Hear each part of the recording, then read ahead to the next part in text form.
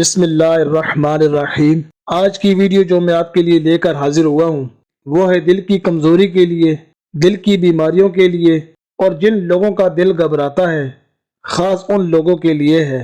دل کی بڑی اہمیت ہے انسانی جسم کے اندر، اور اگر اس میں کوئی مسئلہ ہو جائے تو بڑی پریشانی کا سامنا ہوتا ہے۔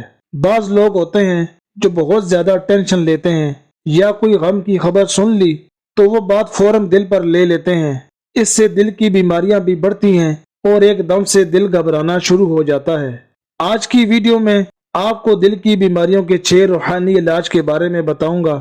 جن لوگوں کو دل کی بیماریاں ہوں یا جن کا دل ایک دم سے گھبرانا شروع ہو جاتا ہو تو وہ ان روحانی علاج پر عمل کریں، انشاءاللہ عز و جل بہت فائدہ ہوگا۔ ویڈیو شروع کرنے سے پہلے آپ سے گزارش ہے کہ ویڈیو اچھی لگے تو لائک ضرور کر دیں، اور اگر چینل پر نئے ہیں تو سبسکرائب کر دیں اور بیل کے بٹن کو ضرور پریس کر دیں تاکہ آنے والی ہر نئی ویڈیو کا نوٹیفیکیشن آپ کو ملتا رہے۔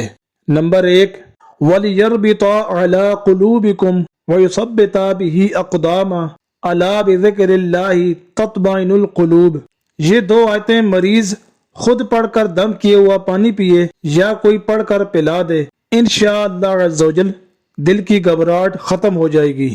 نمبر 2، ہر نماز کے بعد دل پر ہاتھ رکھ کر کم از کم 7 بار، زیادہ بار کی کوئی قید نہیں، یا اللہ قوینی وقلبی، یا اللہ قوینی وقلبی۔ ترجمہ: یا اللہ عز و جل مجھے اور میرے دل کو قوت عطا فرما۔ پڑھے: جب کبھی دل میں تکلیف اٹھے اس وقت بھی یہ عمل کیجئے، انشاءاللہ عز و جل افاقہ کمی ہو جائے گا۔